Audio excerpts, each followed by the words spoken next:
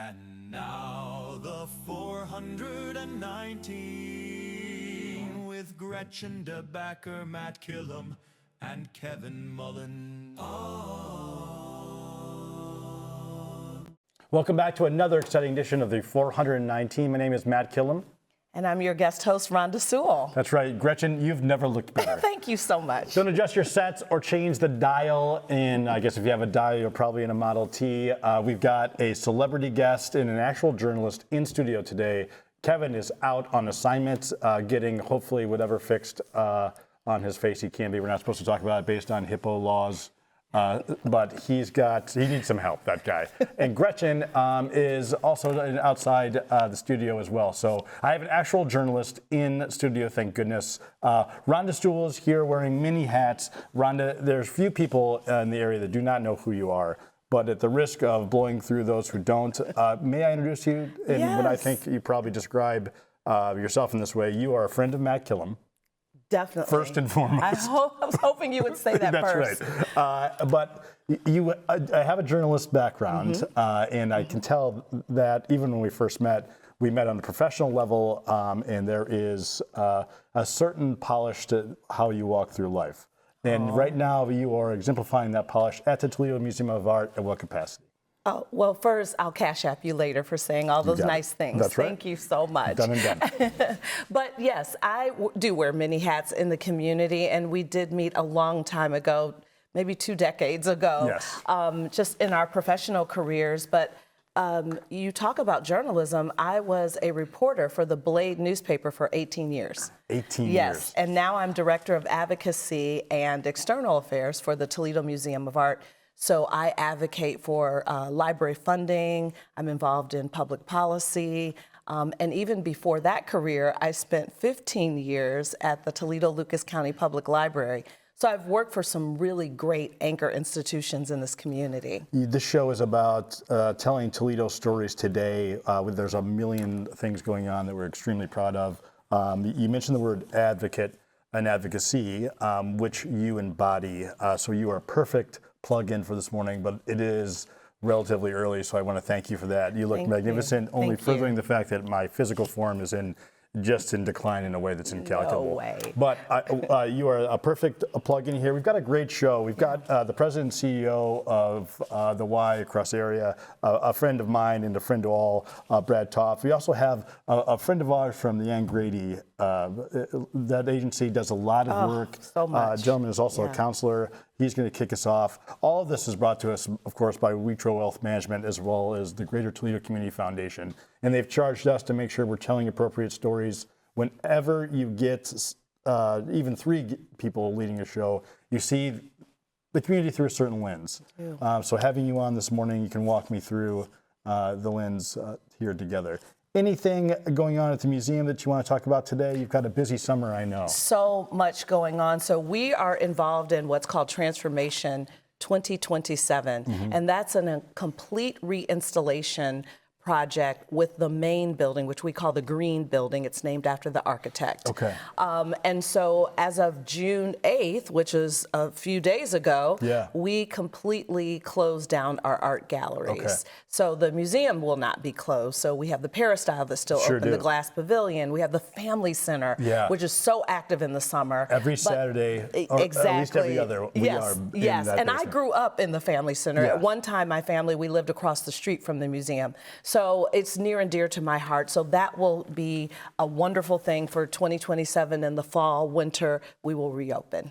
Rhonda, exciting place. You're doing exciting work. We're going to transition to our next segment where our guests come on and we fumble through episode of the 419 without Kevin and Gretchen, but I think we're doing okay. Thanks for tuning in and thanks for watching. Support for the 419 comes from Witro Wealth Management, where we understand that your financial path is personal. Advisory services are offered through Capital Investment Advisory Services, LLC. Securities offered through Capital Investment Group, Inc. Member FINRA and SIPC. More information at witroadvisors.com. The 419, powered by WGTE, is made possible in part by supporters like you. Thank you. Welcome back. We are live here to some degree, and by live I mean excited to have our first guest. That is a countdown from a higher being. It's a spirit-based show here at the 419. Rhonda Sewell is in studio filling in for both Kevin and Gretchen. It just goes to show it only takes one person to do those two bozos jobs. So again, Rhonda, thank you. We are excited to have a friend on the show to talk about two things. You're with the Ann Grady Services group, certainly. You're a counselor, and you have a name that is not Matt, which is very easy for anyone to say, but Shyam Suchak. Shyam. Shyam Suchak. I knew it. No, it is one of those tongue twisters, and so it's Sean, kind of like Sean with an M and then Sue and Chuck. It is. It represents elegance, which of course is totally foreign to the American dialect. So it is great to have you here. You and I have met in passing on a multitude of occasions, but we run risk whenever we have friends on the show to blow past the important work that our friends do in the community. And this morning is going to highlight that. You've been stuck with Rhonda far longer than you've been stuck with me. But I do want to talk a little bit about Ann Grady Services. Sure. Most people are aware of it. We've had guests on the show that have made mention not only of being employed there, but how important the services are. Can you give us a little bit of history in the portfolio? Absolutely. So I have the pleasure of serving as the Chief Operating Officer at Ann Grady Services. We were founded in the 70s by parents. So was I. Hey, me too. We were all, yes. No comment. We can cut that out on Right, exactly. And so in the 70s, we had a few parents with individuals that had disabilities trying to find a place for their loved ones to be cared for in a way that had dignity and quality. And so with that challenge, the parents came together and founded Ann Grady Services. At that time, it was called Desham Center, with the idea that they were going to serve 10 counties. But then in 1982 is when we opened our doors. Ann Grady and Walter Grady were one of the founding members, and their son, Tom Grady, lived with us at the Ann Grady Center. So that was the main facility that started in 1982. Understood. We moved about 96 individuals in at first. At this point, we serve over 250 individuals in various capacities. So we provide services that are residential, both in facilities, in supported living sites where we have staff go out there and serve these individuals. We have day programs. In fact, one of our day programs is celebrating a 10-year anniversary today. Cool. Congratulations. Yes, it's very exciting. That doesn't happen by accident. Good for you. Yes. It's the commitment and the dedication of the staff there, absolutely. I want to interrupt you just a second, and this is actually for both of you. The word dignity really struck me, and that is something that I think we say with some regularity or run through, but it seems particularly appropriate after last week to talk a little bit about dignity. Rhonda, that is how you walk through life, not just from your mother, but certainly a whole family of people who lead and look at things through a dignified lens.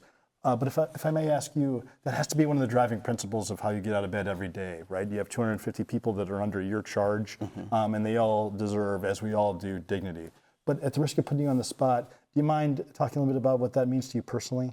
Absolutely. I think being dignified is how you show up in places and how you receive people in your spaces, right? I think a lot of people have the lens of judgment. Certainly. And sometimes we just judge the book by its cover. Yeah, that's why we eliminated Gretchen from the show. She left Jamaica. Nothing dignified about that. Please keep going. And so I think it's important to be more intentional in how we are not only showing up, but receiving people in our lives. Rhonda, again, you are standing on the shoulders of some real lineage here, but dignity is certainly something, or a principle that you live by. I have a slightly different question, but similar theme. We all live our lives through our phones now, right? Social media is how we present ourselves and how we, unfortunately, in my opinion, present how we feel about things that either occurred locally or nationally. You are not a foreign person to social media. Can you talk to me a little bit about, maybe even as a journalist, but carrying a lineage that is a very proud family lineage, dignity to you means what in sort of a modern era? Well, I love my friend's answer here. I didn't have an answer. No. This friend. Okay. It was so on point. I mean, I can't go, any higher than what you said. It is so true. But at the thought of standing on shoulders so great. Yes. And thinking of my parents Yes. and the matriarchal family that I have, my mother, her mother, my paternal grandmother. Tell everyone who your mother is. Billy Johnson. That's and right. she retired after 49 years That's right. as the CEO of the Area Office on Aging of Northwest Ohio, and in the hands of Justin Moore, our friend, who's doing great work. Yes, he is. But there's a quote that can sum it up. What I think of dignity is that each of our individuals that we think of, it's a privilege to live a dignified life. I think it is. But Gloria Naylor, who was the author of The Women of Brewster Place, once said, we should all individually be militant about the validity of our story or the validity of our truth, our true north, who we are. And I think, wow, if you can achieve that, that is dignity. Yes, that ma'am. is living a dignified life. So that's what I think of. And we're all, we're all human beings, right? We're bipedal, carbon-based, although we're similar molecularly. No doubt about it. Every day is not, it is progress, not perfection, right? So walking through Ann Grady, for those, again, people who may not know, what would people see and what are some of the services that people can? Absolutely. So residential services. Certainly. We have the main base facility off of Airport Highway on Eber Road. We serve about 53 individuals in that site, and then we have about 7 group homes where we have additional 56 individuals that we serve there. About 50 individuals in supported living sites. We have over 175 individuals served in the different day programs. You will see our transportation department, the buses, CTS. Yes, you certainly. probably have seen those around. So providing transportation that's non-medical, getting people around activities. We have an on-site therapy team, physical therapy, occupational therapy, speech therapy. We have a nursing team on site as well. And then we also have respite services that we have just relaunched, which is very exciting. It's kind of a way to get families that are caring for their loved ones in their homes a little bit of a respite to just take some time. Because caregiving is the burnout is real. Yes, it is. That is something I'm embarrassed to say. I learned a piece of that through this show, having people come in and talk about, don't forget about the caregivers, which I think we all too often do. We admire their courage, but we forget that they're also human beings too and deserve time. May I ask you, sir? Yes. There is a wide range of things that you oversee. What in God's name makes you qualified to do this? Give us a little bit of your background. You're now a jack of all trades. Sure. Yeah. So in terms of my educational Yes, sir. background, I have a bachelor's in communication. I have a master's in organizational leadership, Certainly. and then just recently acquired a master's in counseling. So, and then I just acquired my license in counseling. I have an HR background, operations background. I've been in the field of developmental disability services since 2002. You know there are easy jobs out there, sir. Why have you done this to yourself?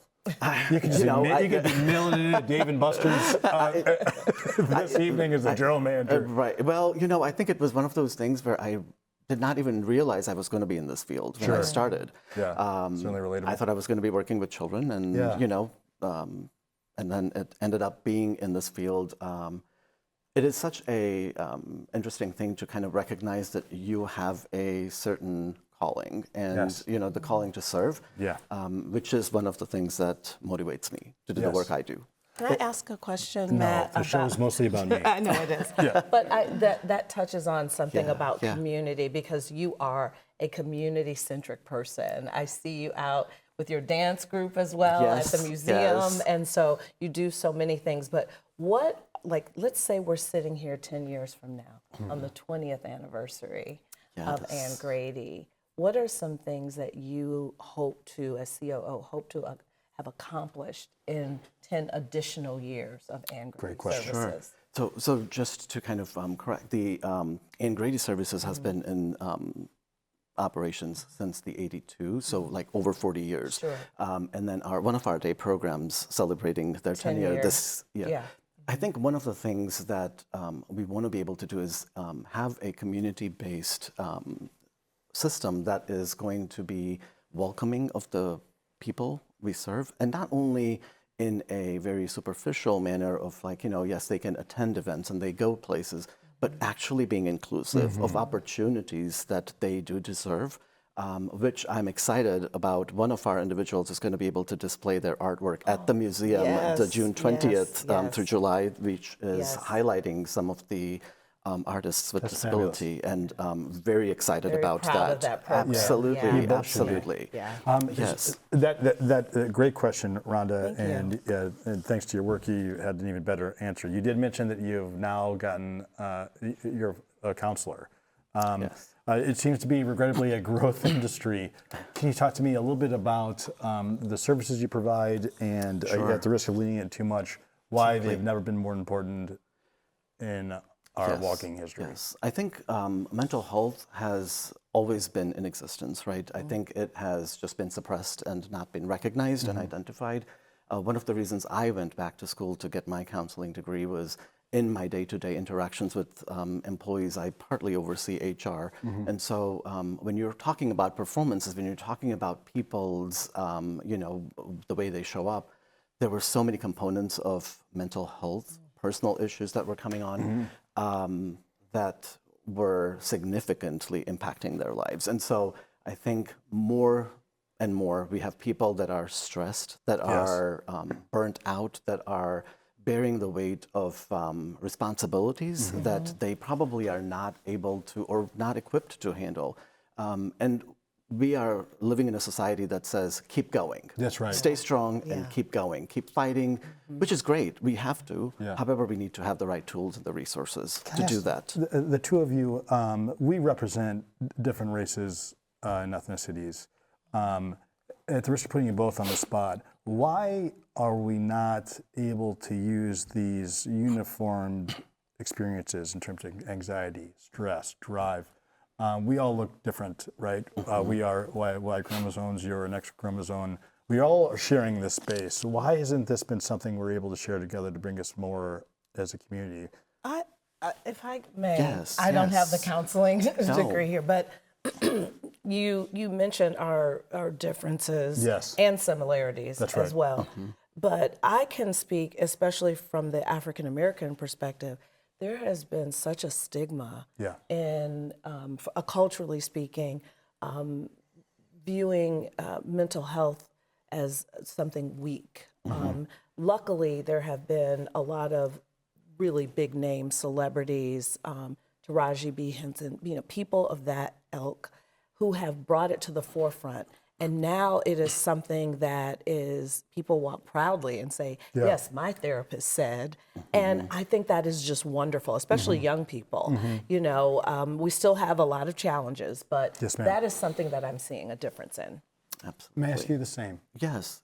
I think one of the things is, like you mentioned, Rhonda, the limitations that we've been forced to accept almost through our upbringing, through the cultural exposure, societal norms. Yes. We see a lot of men of color, women of color that are struggling to get the services because even growing up in my culture, as I was talking about going into depression of sorts and the responses For those who are you would listening on the get. radio, if you don't mind, mention that your culture is what? Yeah, I'm Indian by origin. And so going into depression, and the response would be, there's no need to go anywhere. Just get some, get some books, get education, smile. It's a that must have been so relieving. Emotional. Right, it was. I'm like, oh, that's all I have to do. Just smile and be happy. Right? What a win. And so, exactly. It was simplified and just almost negated and invalidated. And so I think that being able to offer that space to the community, to say, no, your feelings matter, your thoughts matter. Let's talk about these things. And so that's one of the things that I hope to kind of continue working on. With both complicated and simple concepts. I thank you both for your honesty. Sure. As we close out here, can you tell me where we can find out more about Ann Grady's services? Absolutely. AnnGrady.org is our website. And then Ann Grady Services can be found on the social media. And with my counseling, I've just started my practice in a couple months ago. And so Saha Counseling, and I'm in Sylvania area, so you can find that on social media as well. Terrific. All right, thanks very much. We are closing out our first segment, even without Gretchen and Kevin. Thank you so much for coming in. Thank you so much for having me. And thank you for being the anchor here. And we'll be back in just a moment with Brad Toft, President and CEO of the YMCA. To me, community means connecting to others. I'm Donnie Miller, and welcome to The Point. I love PBS Kids! We're a community committed to education. Discover new ideas, dive into exciting subjects, and engage with the world around you. I would send them personally a t-shirt. Crime doesn't pay in the Old West End, pass it on. That's how we cleaned up the neighborhood. Vision loss for people is not the end. It's a story, it's the next chapter. WGTE Public Media invites you to Get Out and Play Day. The 419, 7 a.m. on YouTube, 3 p.m. on FM 91, and 6 p.m. on WGTE Connects. It's the 419, powered by WGTE. WGTE, where you come to watch, listen, and learn. Welcome back to the 419, of course, brought to you by Witro Wealth Management and our great partners at the Greater Toledo Community Foundation. We've got a great show today. Rhonda Sewell is in the hot seat here, providing some class to me, which is really needed. But we've got a friend of mine and really a friend of the area, which will make Brad feel uncomfortable, which is also one of my driving needs here this morning. Brad Toft, President and CEO of the YMCA. Brad, we met a long time ago at a Waterville Rotary meeting, and everyone, I can't remember, was furious about something. We sat next to each other. I found you to be a very calming influence. You oversee a great multitude of things, but I will tell you, and this again will make you feel uncomfortable, I've always appreciated your cerebral nature, how direct you are, how linear and logical you can be in the face of angry mobs. I'm going to make sure my wife watches this. You wrote this down for me to say, so I don't. I do want to talk about the Y's history. We had the Ann Grady Services on just before you, which has been around since the 80s. So that doesn't happen by accident, but you've got them beat in terms of lineage here. So talk to me a little bit, for those who may not know, where and how did the Y start? Yeah, isn't that crazy? So last year we celebrated our 160th anniversary. Wow, You look terrific. Yeah, oh, thank you. Yeah. We, a group of people came together, and the Y was relatively new in the world, and they wanted to start a Y. And it's funny because some of our very first programs we did were to help Civil War veterans adjust back to living in Toledo. Good Lord. Wow. Isn't that crazy? That is crazy. Yeah. But you have been with the Y for a bit of a stint yourself, Yeah, sir. I'm in my 37th year. 37 That's years. amazing. Yeah, I'm an old man. No, season. We say season. Yeah. Yes. Brad, awesome. although I did tee up how much I think of you, and I certainly do, or I'm lucky to consider you a friend. Where are you from originally, and how'd you get into 37 years of this level of service? Yeah, so I'm a Minnesota native. Sure. My dad worked for the Y, and always growing up in the Y, I always knew it was a good place. Yeah. Can I ask you a controversial question, Sure. Brad? Do you guys have just too many lakes? When is it too many lakes? There's never too many lakes. Absolutely never too many lakes. No, but your history. So I always wanted to work for the Y. I got done with college, and a position had opened up, and a gentleman that my dad had hired me to be an aquatics director and run some other programs. Spent some time trying to learn the Y. Yeah. My first CEO job was in Owasso, Michigan. Okay. And the person from Thriving metropolis. Beautiful community. Yeah. The person who ran that search for the National Y was a camp counselor for my dad. Oh, okay. So I got my first two jobs because of my dad. And I'm proud of that. Yeah, I was going to ask you both. Yeah. You both are following in the footsteps. We mentioned a little bit in the prior segment, Rhonda. There is many great things about that, but there is some challenges to it as well. These are big shoes. Aren't you such and such's daughter? Aren't you such and such's son? Right? Working in the same space adds a layer of complexity even on top of that, meaning this is nepotism. I don't know if they said nepotism in your time because Sounds like you started right during the Civil War, during the Y. I think it has been because both of our parents were so well respected. It was nothing but a positive thing. Sure. That it gave me a lot of credibility I didn't deserve when I started. I would tell you, I got my last 3 Y jobs all by myself. Yes, yeah, sure. Yeah, and I'd also share that my youngest son works for the Y in Washington State. So That's third generation, awesome. which I'm very proud And of. so also there's a legacy of service, I Yeah. think, that we attain from our parents 100% as well. agreed. Because we walk the earth in ways, I think, very similarly with parents that kind of were great models. And that's right. what parents should be. Yeah. And we— Did you hear that, Dad? I'm just kidding. So much so that we admired what they did and the way they walked the earth. We as don't well. know how to live our life any differently. Exactly. That's a classic, both of you fashion, taking the courage out of both of your works. Brad, if you don't mind, I do want to continue to dive a little bit deeper on the why, but service to you means what? I want to make a difference with my time on this earth. Yes. I've been blessed to be in a position to be able to help facilitate that. That's what motivates me. Talk to me about what is going on at the Y. A lot of really exciting things. Yeah, a lot.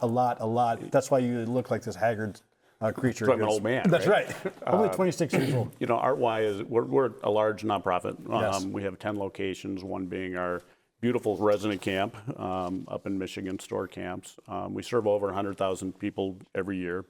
And we've really been driven by a strategic planning process that our board has led that has really focused on helping kids be successful in school, help the community become healthier, and then bring people together. We've tried to deliver true measurable outcomes in a lot of those areas. Like we're the best at pre-K, just period. Our kids leave us, go to kindergarten, and they are ready to learn, which we're proud of that.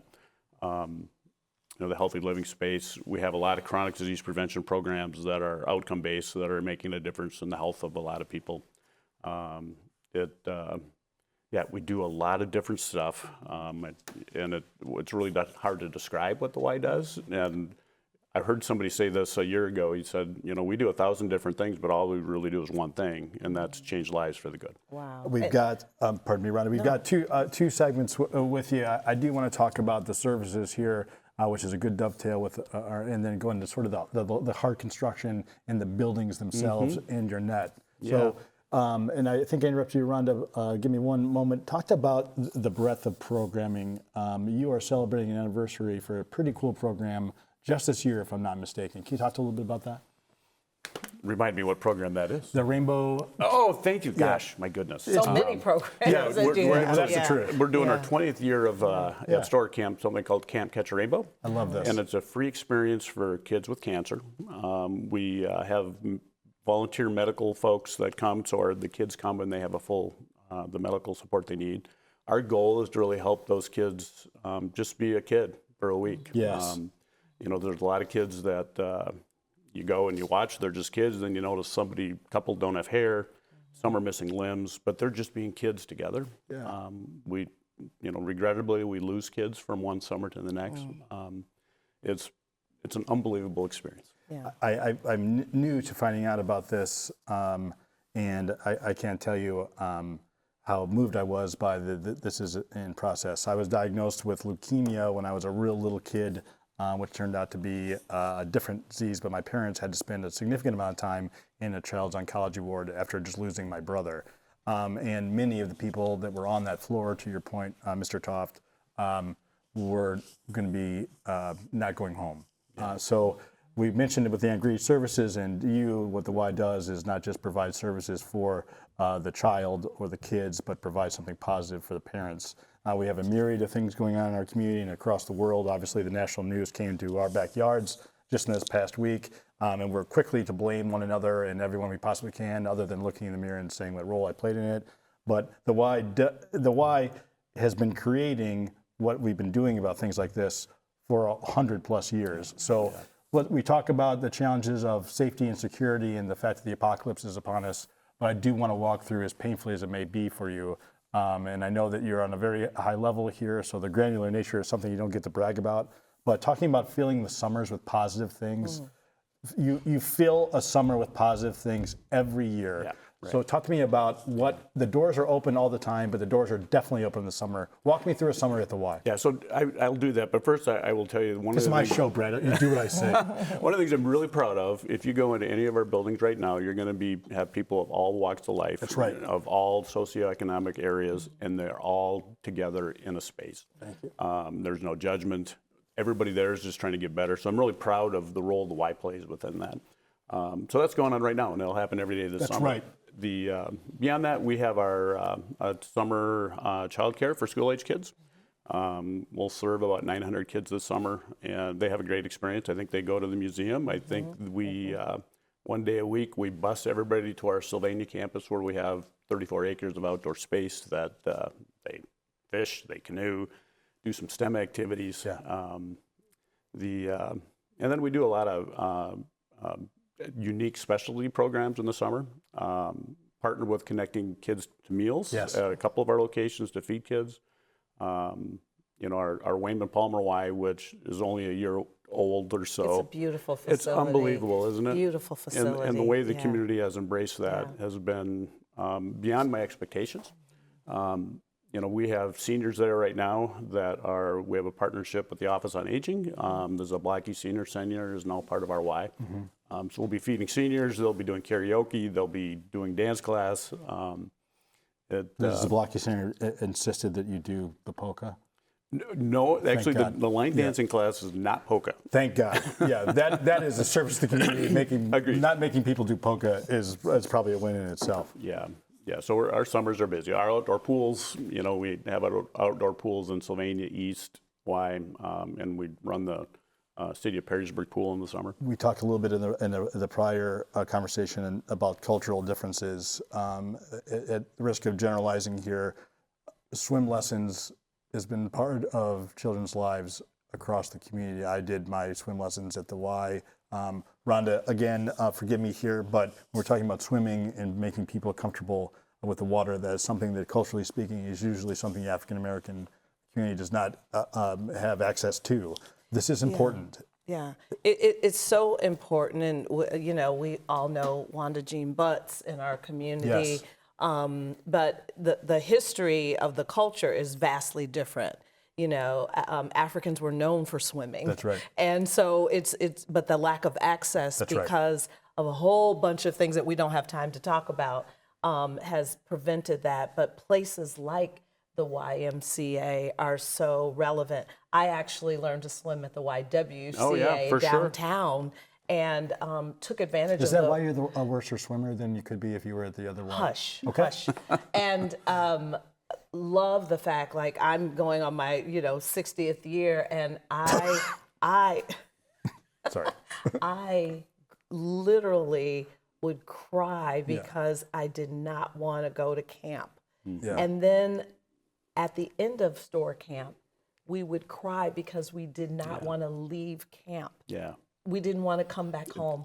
It's a magical place. It's a special place. My it really kids, is. who are almost 30, Yeah. my twin daughters went through store camp as well. That's awesome. What a legacy. Yeah. And congratulations on 160 years. Yeah. That's amazing. My anecdotal experience with swimming was at the downtown Y.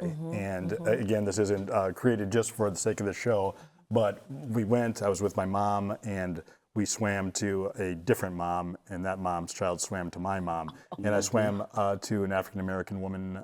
So again, not to be heavy-handed here, but there's something to be said about that moment, right? Yeah. I was a kid from Old Orchard, although I went to Toledo Public Schools. Sure. So it was certainly the melting pot as we all aspire to be a healthier piece there. But that's just a granular example of what the Y does. Yeah. Brad, let me ask you a question. You said something earlier about walking in the Y. It's all walks of life. And so this has probably already beat what I thought was going to be my showstopper question, but that's what a better thinker does to me on a daily basis, and my friend Rhonda does as well. But when you walk into the Y, well, I mean, work sucks, right? No matter how great your jobs are, and we have 3 pretty great jobs. But when you're walking into the Y, is there a look to it? Is there a sound to it that resets you on a molecular level? Oh, every time I go in. That's a great question. Tell me about that. I mean, you understand this too. Yes, I do. You walk in, and I've given a lot of tours of Wayman, for example. Yeah. And I Thanks for the invite. I've never had one tour. That's fine. Happy to do that anytime. I gave a tour right after school ended this year, and place was packed of all ages. Yeah. There was kids in the pool, in the gaming studio. The seniors were in the senior center. The buzz of the Y, you can feel the impact that's happening in the sense of community. Yeah. And you can do that to the granular level. You walk into a swim lesson, you can tell if the swim lesson's going well, and it's so positive. Yes. You know. Yeah. Some of my best moments in my career when I was running programs were realizing that buzz of positive stuff that was going. Do you have a moment? And I mean, you have a 37 years is a deep book, right? Yeah. Do you have a moment that stands out to you in the sea that you want to share with us Yeah, today? Like not an aha moment because this is no. in your book. There was some. I've been humbled by the experiences that I've been able to have. Yeah. I ran a camp years ago and it was successful, not because of me. I was a program person, so I didn't have much impact on that. But we filled up. And one day a little girl got off the bus and I could have brought the letter because I still have it. And this letter said, "Dear Brad, hope you're doing well. I hope your summer's going well. I'm not going to be able to attend camp this summer because my parents didn't get signed up in time. I'm going to miss the long, bumpy bus ride, the horses, and the people most of all." And then she said, "My parents just got divorced last week." Yeah. So that little girl was in camp the next day because she needed it. And it tells me that there are so many obstacles. This was 30 years ago. Yeah. It tells me there's so many obstacles for kids to be able to actualize their potential. And what we do is eliminate those barriers over and over and over again. We've been doing it for 106 years. We're going to go into the next segment and talk about eliminating barriers. Some of this geographic, right? You will have a wide net. It might be the boring part of the show, but I do want to talk about the buildings themselves, how this is funded, which in itself is not an easy thing. And we're going to put you through the 419 quiz, which I can only describe as an excruciating experience. Fantastic. I do think you're ready for it. Again, my name is Matt Killam. I have my special guest anchor here, Rhonda Sewell. Brad Toft, the President and CEO, will be stuck with us for yet another segment brought to you by Wheatrow Wealth Management, of course. It's powered by your friends at WGTE. Thanks very much for listening or checking us out. Support for the 419 comes from Wheatrow Wealth Management, where we understand that your financial path is personal. Advisory services are offered through Capital Investment Advisory Services, LLC. Securities offered through Capital Investment Group, Inc. Member FINRA and SIPC. More information at wheatrowadvisors.com. Destination Toledo. Whether you're a local or a visitor, Destination Toledo invites you to explore the region and be a tourist in Toledo. Find events, dining, and things to do at visittoledo.org. WorkSpring. HR issues and employee well-being go hand in hand. WorkSpring supports employers through compliance, training, and wellness because healthy workplaces don't happen by accidents. Learn more at workspring.org. Toledo Refining Company, a subsidiary of PDF Energy. Toledo Refining Company is a supplier of fuels that keep our region moving. Located in Oregon, Ohio, the refinery processes crude oil into gasoline, diesel, jet fuel, and other petroleum products. And Tarda, celebrating its 55th year of connecting Northwest Ohioans to their community. More information at tarda.com. Welcome back to another episode of the 419. We are in our second segment with Brad Toft, the President and CEO of the YMCA. Brad, thank you so much. Thank you for putting up with Rhonda. She's literally the only person that would do this. Everyone else has my phone blocked. So thank you again to Rhonda. The Great Community Foundation is doing a million great things around and have for a long time. The Y is at the top of that pyramid. We talked a little bit about breaking down barriers, and we talked a little bit about the programmatic reach. In order to have access and equity, some of that has to be location, right? Location. And I think is a mantra from a different business model, but it is true for both of our works, right? You have the reverse challenge, right? Having a singular location that you want to make sure everyone has access to. Exactly. But you have got a footprint here. To go back a little bit of the history of this, where was the first Y, and then how did it spread into the empire that you now sit on top of and lord over? So it started in London, England. It started in Boston in the U.S. Actually, they're celebrating their 175th anniversary. So 15 years after it hit U.S. shores, we had a Y in Toledo, which is pretty cool. Very cool. We didn't own properties when we started. We were just doing programs. I believe our first building was just north of the current downtown library. Okay. And then we had a number of different offices, and as you know, in those days there would be fires and things would burn to the ground. And so, gosh, I believe it was in the early 1900s we actually had our first permanent facility. And now you oversee. We have 10 locations. 10 locations. 3 of them are in Michigan. One is actually a resident camp, and then 8 around the greater Toledo area. When you look at the overwhelming complexity of dealing with everyday human beings and maintenance of facilities, I do want to get into a bit of the org chart, although that might not be interesting to some. It's important to know how something of this size and the magnitude of offerings functions. But the buildings themselves and locations, how do you decide where you need to be or where you need to be next? Yeah, we go through all the due diligence that any functioning business would do. We do market studies, we do feasibility studies, and let that drive. What does that look like from what you provide? What are you looking for? Are you looking for a delta of services or a growth in population? Yeah, so like the Wayman Palmer Y. Yes. Before, and I got to thank the city of Toledo for coming along with us in that building. There's a firm that does work for Ys that really looks at who's likely to become a member of the Y, what kind of amenities that they want, what they may be able to afford for a price point for a membership. And then from that study, we typically would go into a fundraising feasibility study because our buildings, we have to build the capital. That's right. We have very, very little margin, and we can't charge enough to have capital replacement built back into our operating budget. If everything is positive, then we move forward with the campaign, and when we raised enough, we build a building. How long does that process take? Years. Yeah, I believe it. Yeah, I believe Just years, yeah. And the risk of doing real due diligence and having it be the length of time that you've committed to it as things change within that timeline, right? The last 5 years, of course, probably being the prime example, certainly of our lifetimes. Maybe not Rhonda's because you were here during the Spanish flu. Yes, of course. And survived. Must have been a tough time. Yeah, you did so well. Again, Rhonda, putting it back on your lap, you were lucky, I think your words, to work under Claude. And you have which I've said a great deal, both of your agencies are the largest provider of public services in our region. You know that I think that. And Clyde's leadership certainly helped that, as Jason's is currently. The net of services there, the amount of people that you see come through your doors or plug into your programming is as diverse as they can be, right? Talk to me a little bit about your experience in that capacity and moving forward your career, making sure that you're continuing to serve Northwest Ohio in the way you have. Yeah, you touched on my 15 years with the Toledo-Lucas County Public Library. One of the greatest and most democratic of all institutions are our public libraries. And Clyde Scholes, the late Clyde Scholes, who was my mentor and really built what we know as the library system in the Toledo area and, countywide as well. And Jason Kuchma doing a wonderful job as the leader now. Who is the better dresser, Jason or Clyde? I'd say it's a close tie. Me too. Yeah, close tie. And Jason is going to be furious when he hears this, but he needs our help. Close and tie. by ours, I mean yours. Close Keep tie. going, forgive me. But Alex Haley, we all know Alex Haley, who wrote Roots, right? Yes. He once said that if you want to know something about a community, all you have to do is spend an afternoon in a public library. Yes.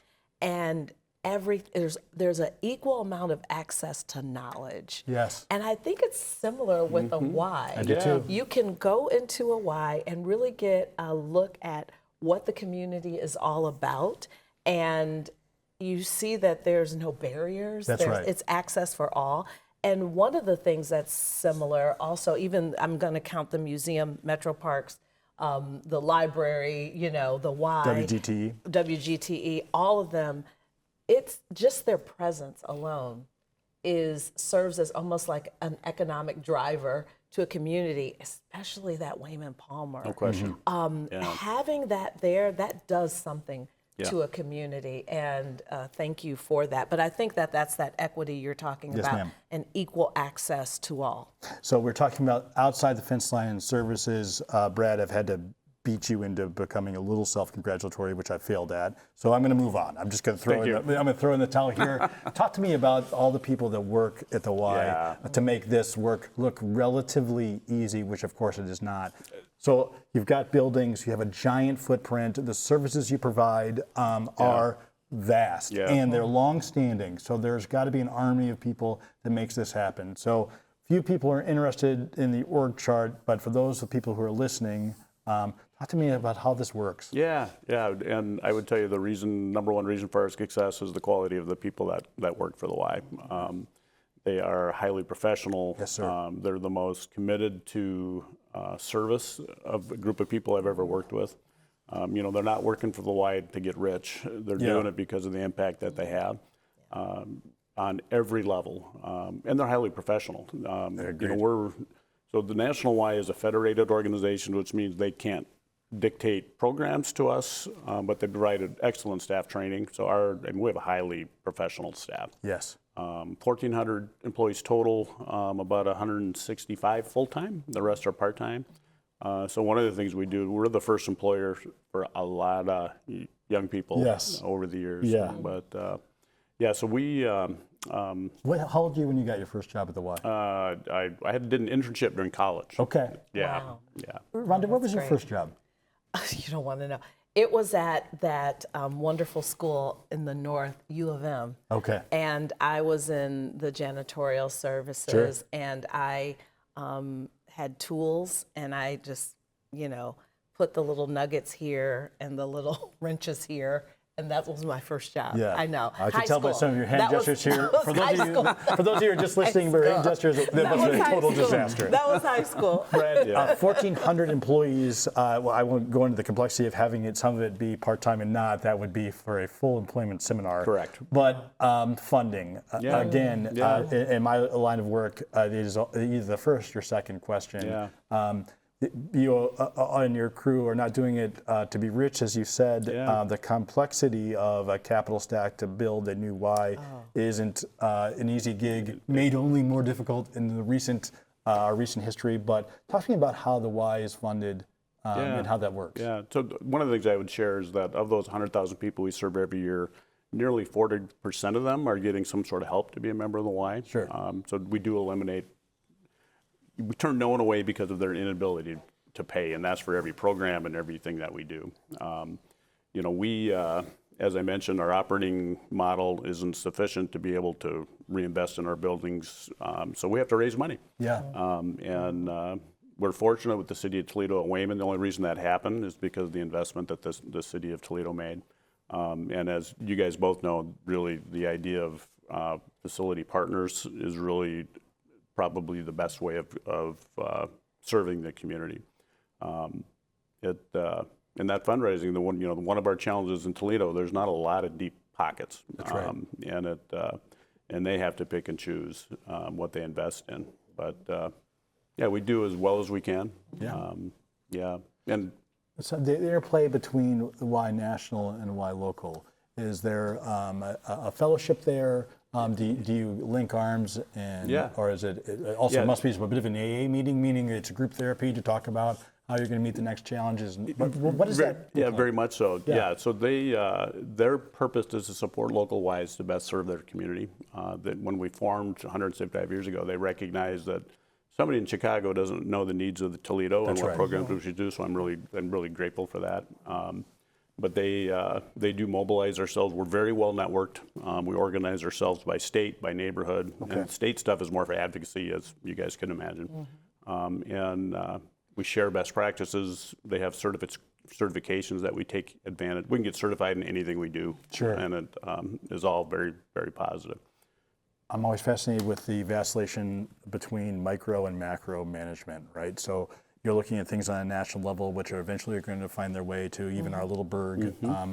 But can you talk to me a little bit about sort of your leadership thoughts or mantra between micro, macro, micro, macro? You're not, although 1,400 employees seems like a lot, you are probably having to be thrown into a day-to-day to some degree in some granular nature because you just aren't a giant place, and that is by design. Yeah, we are.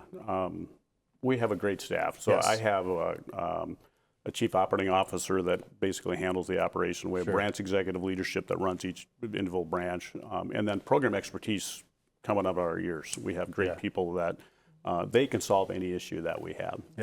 I would tell you, and I think that's why I'm in Toledo is because we're not, some of my colleagues across the country have these grandiose strategic plans that mean nothing. Yeah, sure. So we are more tactical in our thought process that leads to strategy in some ways. And I know that's contrary to how we do it, but we want to get the work done. That is really well said. I think that you can say strategy all the time, and then there are people suffering as the result because it isn't hitting the ground. And then by the time you look up again, it's time for another 3-year strategic plan. That's not to denote that. Go ahead. I agree with you. I'm not being critical of my colleagues, but to say we're going to reduce obesity on the county by 10% in 20 years, what does that mean? That's Where right. we're trying to, like, our focus is on let's improve our internal measurements leading to kindergarten readiness success because we know that long term that kids are going to be more successful. It's a grossly simplified statement, right? But you talk about in self-improvement, doing the next right thing. Doing the next right thing at every day when you open up the why does inform strategic planning, right? To that end, it's a good segue into what is next, right? A lot of wins here. You just opened the Wayman Palmer. By no means should you be I think putting pressure on yourself to do the next thing. That isn't how you lead anyway, sir, to your credit. But what is on the horizon other than providing the absolute godsend the services you already do? But what's next? So I would tell you our board of directors is very forward thinking, and I'm grateful for the guidance and support that they give. Very proud of the direction that they have put the Y in. Our next, we do have a project that's in process. We recently purchased the old LA Fitness, East Borda, Gold's Gym building in Sylvania, gone through all the due diligence, and that's going to be a tremendous positive thing for that community. And it's also going to be a tremendously positive thing for our association. That's awesome. Mr. Toft, it is always awkward after having an important, good conversation to roll into the Here we go. 419 Buckle quiz. up. I'm excited. Let's go. Shane, our producer, hates this segment with the passion of 7 sons. So, Shane, this one's for you, buddy. It's going to be 4 rapid-fire questions from me. My colleague here, Rhonda, is going to ask you your favorite thing in the region. Is that what it is, the one thing? I don't know. I'm just on the show every single day. I'm winging it. No, it's describe the region in 1 word if you can. 1 word, and then 9 of your favorite things, and I'll walk you through it, brother. All right, good. Here's the hard part. Okay. Other than having to look at me. What's your favorite way to waste time online? Editing pictures in ChatGTP. My man. What do you think about more than anything else? How I can be a better person. How many times a day do you lose your keys or phone? Rarely.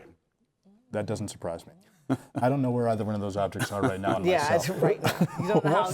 You can get home with me. That's right. We'll just walk. What's the best thing you've ever eaten from a restaurant? Oh my gosh, Mancy's has a great steak, man. Yes, it does.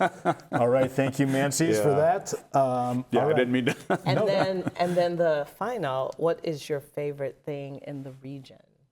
Yeah, and I know this will sound corny, but the YMCA. Absolutely. Good answer. The impact that we have, I'm so humbled to be part of our great organization and the history of what we've done. I could think of nothing better to do with my life's work. We'll cut the 419 quiz short again because Shane hates it, and it's just he and I today. If you did have to describe the region with one word, what would it be? Yeah, so the one word's hard. Yes. So one thing I've always said, when I came to town, I've been in 5 communities. The leadership in Toledo gives you time. I've been in communities that they don't give you time. And that, I don't know what word that describes, but they care about what this community is. Yeah, we should be proud of that. I agree with you. And we're proud of you. Let me, if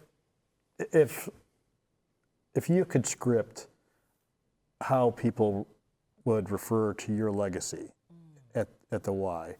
I know it's a difficult question, and you're very humble, and I'm grateful for your leadership and that part of you. But what would be meaningful to you to have someone say about the time you spent with the Y? That he did his best to change the world. Yeah. Well, you're doing that every day, and so are the 1,400 people that work under you and serve you. My team do the work. Yeah. I'm just the figurehead. No, we know, Brad. I know. Yeah, goodness Lord. All right. Thanks very much. We'll be closing out a different episode of the 419 with my friend and colleague, Rhonda. So we'll be back to you in just a few minutes. Thank you, WGT, and thank you, Wheatro Wealth Management, for allowing this to happen. You laughed with us. You learned with us. Hi, neighbor. we made sure your childhood was special. Memories that could only be provided by PBS.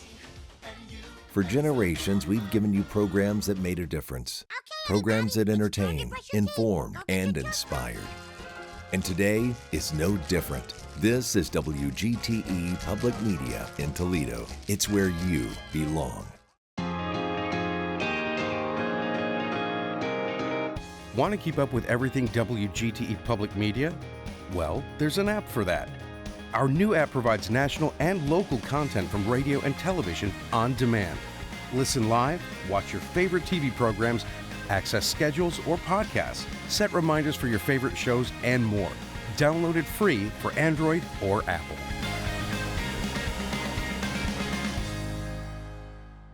Welcome back to the 419. Rhonda, you and I made it. Thank you for, again, providing some actual talent to the show and helping your buddy in a pinch. Again, Gretchen is out. She is called into duty. As most of you know, she's an attorney. We're extremely proud of her, and nothing means more to Gretchen than providing people a real justice and support through the legal community. Kevin, of course, is just on vacation, so who cares about that guy? You're here. Pretty great show, if I do say so myself. You stewarded it, but two great guests. And Grady Services is an outstanding institution. Talked a little bit about counseling. We talked about the why with Brad Toft. There is some real duality here as you found your way, as you do, to connecting with other people. Your thoughts about being on the show and some things that you either learned or knew or reinforced? Yeah, it's just, it reinforces, you know, you and I both, and Gretchen and Kevin, have a ride or die mentality when it comes to what we love about Toledo and the greater Toledo area. And having our two guests on today from Ann Grady Services, YMCA, I mean, those are anchor, you know, places. Those are anchor institutions. Where would we be without them in our community? And so that's what this show really promotes so well, is the good work that we're doing here. And we have become a model for other communities and other cities.